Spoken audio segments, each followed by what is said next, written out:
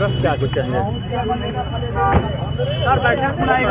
स्वर्गीय जगदेव बाबू के शहादत दिवस के अवसर पर प्रदेश पार्टी ने बैठक बुलाने का काम किया है और उसमें हम तमाम लोग उपस्थित हुए हैं और उनके शहादत और संविधान, ये तमाम चीज़ों पर चर्चा होगी और सभी कार्यकर्ता यह इसमें शामिल होंगे और हम लोग उनके शहादत दिवस पर दुख प्रकट करेंगे और संविधान की रक्षा कैसे हो, किस तरह से इस राज्य में बेहतरी हो, कानून का राज बने, इस संबंध में बातें होगी।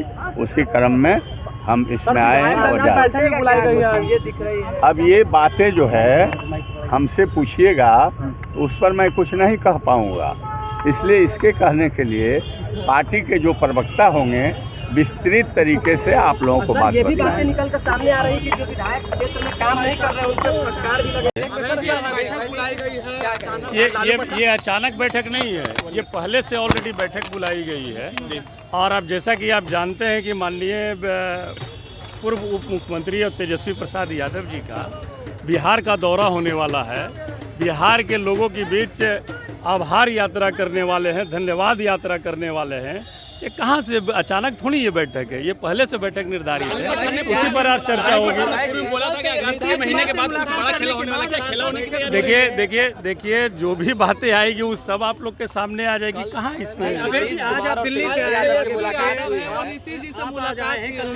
मुलाकात भी हुई तेजस्वी यादव से, तो क्या लग रहा है? देखिए दोनों बिहार के वो सीएम है, माननीय बिहार के सीएम हैं वो, और माननीय नेता प्रतिपक्ष हैं तेजस्वी प्रसाद यादव जी।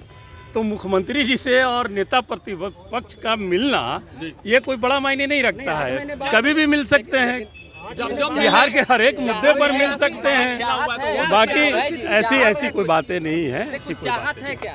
चाहत है नीतीश कुमार, ऐसी हम लोग की कोई चाहत, हम लोग की यही चाहत है कि हमारा बिहार कैसे आगे बढ़ेगा, बिहार को कैसे हम बेरोजगारी से मुक्त करेंगे, कैसे महंगाई घटेगी, कैसे किसान का आय दोगुना होगा, कैसे युवाओं को रोजगार मिलेगा, कैसे हमारे छात्र छात्राएं का भविष्य उज्जवल होगा, इस पर चिंता ज्यादा रहती है तेजस्वी। नीतीश की चाहत नहीं है, ये बता दीजिए ना, नीतीश की चाहत है या नहीं राजनीति?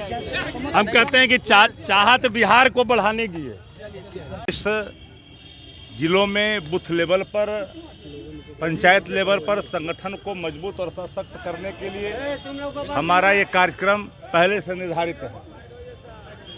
तेजस्वी जी के कार्यक्रम जो नेता प्रतिपक्ष हैं, जो हम लोग के नेता हैं, जिनके नेतृत्व में लालू जी के मार्गदर्शन में पहले यात्रा जब निकल रही है 4 जिलों के लिए, समस्तीपुर, दरभंगा, मधुबनी और मुजफ्फरपुर, तो इन बाबत ये कार्यक्रम है।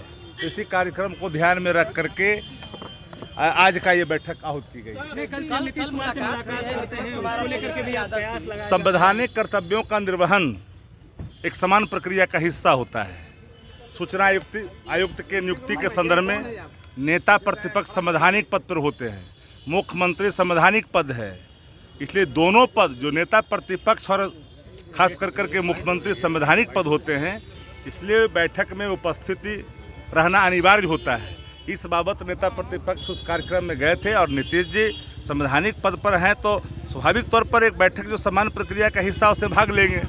इसमें अलग कोई बात हमको समझ में नहीं आता। 8 महीने बाद मुलाकात करते हैं, चर्चा जो है मुलाकात तो जब संवैधानिक कर्तव्यों का निर्वहन का जब वक्त आता है तो मुलाकात तो हो ही जाता है। परिवर्तन की चर्चा है। एक सवाल है, कल विजय सिन्हा ने कहा कि लालू यादव बिहार के लिए गाली है, अभिशाप है, डिप्टी सीएम है। देखिए दुर्भाग्य है कि आपस किस्म का व्यक्ति इस राज्य का उप मुख्यमंत्री है, जिसको भाषाई मर्यादा, शब्दों का ज्ञान, गाली कौन है ये तय कर दिया है। कई देश के लोगों ने जब वीजा बंद किया था, कौन इस देश में गालियां बताने की आवश्यकता नहीं है, इसलिए सब बात तो स्पष्ट ही है। सम्राट चौधरी कह रहे हैं लालू यादव गुंडों की भाषा बोल रहे हैं।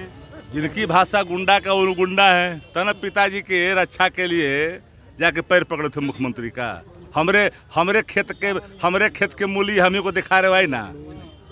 की बैठक नहीं है, ये जिला अध्यक्षों की भी बैठक है ना, जिला अध्यक्षों की भी बैठक है ना। सर लेकिन कयास ये लगाए जा रहे हैं कि कल तेजस्वी यादव जी की मुलाकात नीतीश जी से हुई है और उसके बाद अच्छा, इस मामले में हमको बोलने का कोई अधिकार है तो बताइए।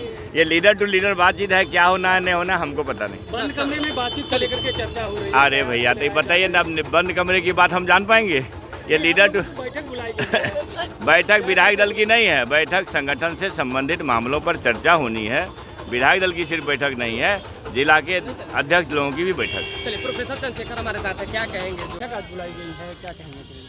हाँ, कार्यकर्ता संवाद माननीय नेता विरोधी दल का प्रारंभ होने वाला है 10 तारीख से, और उसी कार्यकर्ता संवाद में क्या दिशा निर्देश पार्टी का होगा, किस तरह से कार्यकर्ताओं से कौन कौन लोग उस संवाद में शामिल होंगे, जो भी पार्टी का निर्देश होगा उसको आज बताया जाएगा तमाम विधायकों को, तमाम जिला। मीटिंग के मुलाकात के बाद ये बैठक बुलाई गई है, बड़ी बैठक नहीं, बैठक पहले बुलाई गई है, जो हम लोग को सूचना पहले दिया गया था बैठक का, बाद में मुलाकात हुई है। लेकिन अचानक 8 महीने बाद से नीतीश कुमार से मुलाकात करते हैं तेजस्वी यादव। इस पर तो नेता ही बता सकते हैं भाई, नेता विरोधी दल हैं, बहुत सारी बातें होती है, बहुत सारे चीज़ के मेंबर मुख्यमंत्री के साथ साथ नेता विरोधी दल होते हैं, तो दोनों का विमर्श होना ये स्वाभाविक है और संवैधानिक पद पे हैं, प्रावधान है नेता विरोधी दल का कई कमेटियों के सदस्य होने के नाते उनके साथ विमर्श करना, तो इसका सही जवाब। खेला करने की चर्चा हो रही है, फिर से नीतीश कुमार खेला करेंगे, इस पर कुछ बता नहीं सकते हैं, ऐसा तो हम लोग को कोई जानकारी नहीं। ठीक ना कि हम लोग बहुत दिन से बैठक नहीं किए थे, आज करने जा रहे हैं, विचार विमर्श होगी, बढ़िया से सब कोई बात करेंगे।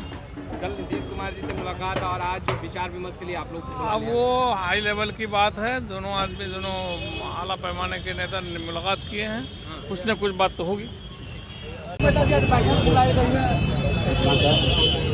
बुलाई गई है, पार्टी की बैठक है, आज हम लोग आए हैं मिलने। अचानक कल अचानक वगैरह नहीं है, कल नीतीश कुमार से मुलाकात और आज बैठक आप लोग होगी, क्या मायने निकाला? इसका कोई मायने नहीं है, इसका राजनीतिक मायने निकालने की कोशिश मत कीजिए।